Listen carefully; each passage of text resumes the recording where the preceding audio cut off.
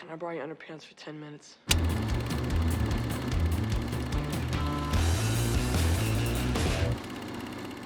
All right, thanks for stopping by. So let me start right off by saying that I know I'm treading on very sacred ground here by throwing any amount of shade at 16 Candles. It is beloved. It is considered a classic in a lot of ways, but watching it 40 years removed, there are some things that very definitely have not aged well about the movie. And I have a day job that doesn't take up a whole lot of brain power, so I have a lot of time to think about movies. And I've been thinking about this one quite a bit, and what these days doesn't really quite work. So a little bit of background, and then we'll get into it. The movie was released in 1984. I was 14 years old when it came out, so I was very much the target audience for this movie. It made household names out of Molly Ringwald, Anthony Michael Hall, writer-director John Hughes. Actors like John and Joan Cusack have small roles in here. A lot of other young actors got their start here. And it is funny, a lot of quotable lines. The soundtrack is terrific. And in a lot of ways, it remains a really good movie, a really fun watch. Real brief plot synopsis. Samantha, played by Molly Ringwald, is turning 16. Her family is preoccupied with her older sister's wedding, so they completely forget about her birthday.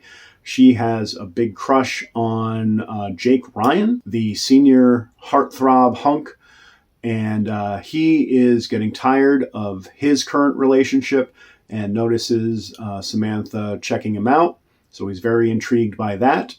And Anthony Michael Hall's character, Ted, has a big crush on Samantha. And everything culminates in both the high school dance and a big party afterward. And hilarity ensues. And spoilers abound here, but the movie's 40 years old. Jake and Samantha wind up together at the end of the movie. So that's sort of the plot in a nutshell. We'll get into specifics as we go along here. So the first thing is, and I don't know if you would consider it the movie's biggest problem, but it is the easiest to identify, is that it is super racist. There's just no way around it. It is super racist. And it's super racist in a very specific way. So John Hughes movies in general have come under fire over the years for the lack of diversity in their casts. Everybody's white, and everybody pretty much is upper middle class based on the houses they live in and the cars they drive and all of that. And 16 Candles is no exception. The cast is entirely white except for one character, and they're only there to be ridiculed throughout the movie. The character in question is a Chinese exchange student staying with Samantha's grandparents, and their name is Long Duck Dong. What's happening, hot stuff? So the one non-white character in the movie is given a name that is just a juvenile double entendre. The bigger problem than that, almost every time their name is mentioned and almost every time they appear on screen, a gong goes off.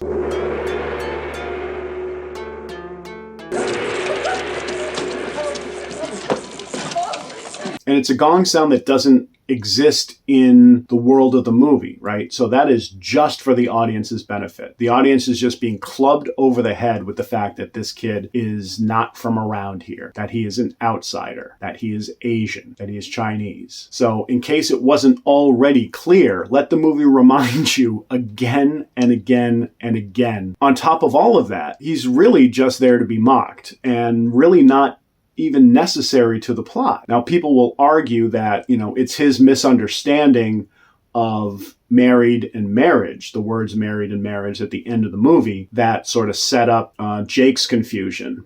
Forget it, man. Just get Samantha, all right? She not here. Don't jerk me around, man. Where is she? She got married. What? She at the church. She get married to oily bohunk. But that only lasts for a second. Jake winds up at the right church. Jake winds up understanding in very short order that Samantha is attending a wedding and not being married. So even if somebody felt that that joke was necessary to get in the movie, there are other ways to establish confusion. Like for a non-English speaker, married and marriage are two easy words to confuse. Again, the confusion doesn't pay off. It doesn't amount to anything. He doesn't go off on some side trip or like refuses to go because he thinks Samantha's actually getting married. She's 16. It's a completely pointless joke from a character that, has no real purpose in the movie, again, except for being mocked over and over and over again. So that is completely cringeworthy throughout the movie. The second and maybe even bigger problem is Jake himself. He's kind of an a-hole and kind of a creep, too, on top of all of that. Throughout the movie, Jake has made it clear that he's kind of tired of his relationship with his girlfriend. And that's not the offensive part. They're in high school, High school couples get together and break up all the time. It's part of dating. It's part of, socializing.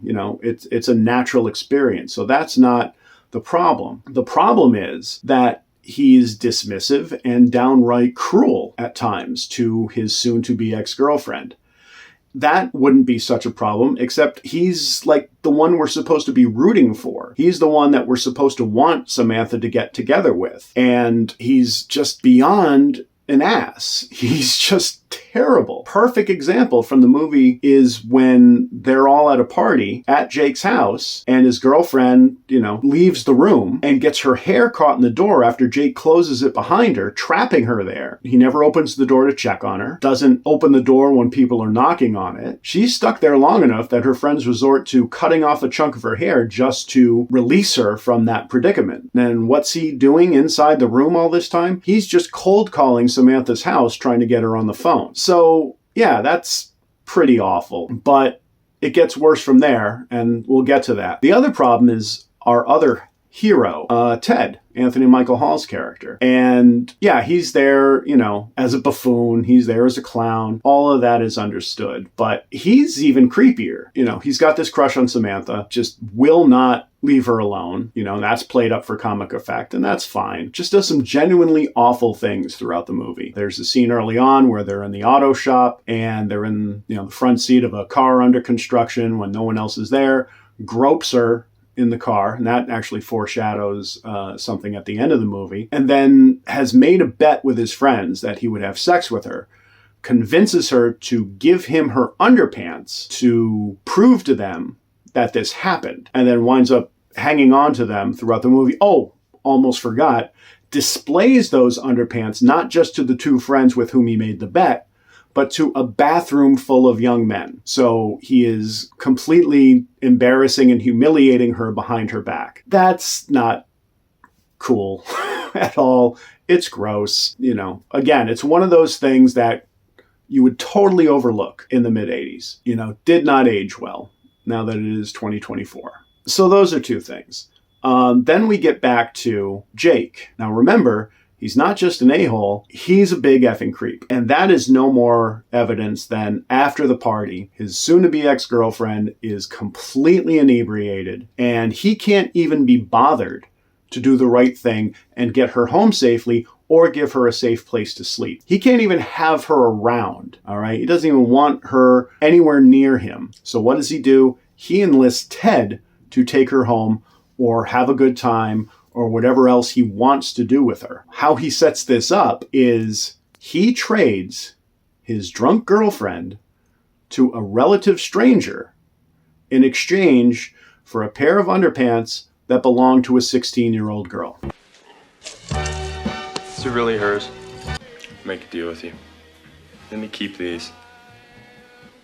I'll let you take Carolyn home. Let me say that again so it's clear. Jake trades his girlfriend to somebody he barely knows in exchange for a 16-year-old girl's underpants. It is so effing creepy. Sometimes it shocks me that it remained in the movie and that this was a movie aimed at kids. Now, this movie was rated PG when it came out. So not only is the subject matter, like these days, a PG movie is very much considered a children's film. PG-13 and up is considered for older audiences. And if it were released today, it would at least be a PG-13 movie. There's an F-bomb early on and full frontal nudity. Now, I'm not a prude. I'm not objecting to language or nudity in a movie.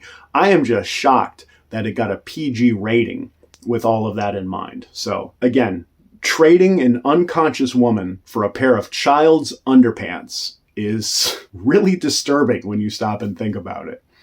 And then the other creepy thing that Jake does is he convinces his girlfriend that he and Ted are the same person. He tells her that he is the one driving the car, not Ted. So now he's gaslighting her. Now he's tricking her into thinking that he is the one driving the car. And she is so drunk, she buys it.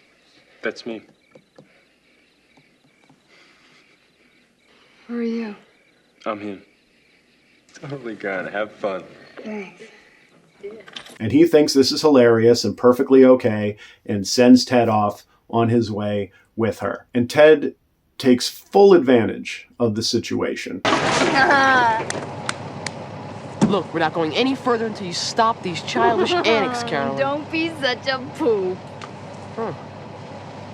Second thought. I love you.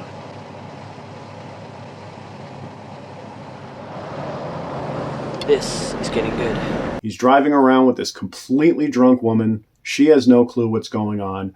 Remember, if somebody is too drunk to say no, they are too drunk to say yes. She's beyond the point of giving informed consent here, to say the least. And Ted's first instinct is to stop by his friend's house and get photo evidence of the two of them together. So probably the movie's biggest problem is that our hero is a rapist. What the hell am I? I'll tell you where you are. You'll tell me who you are.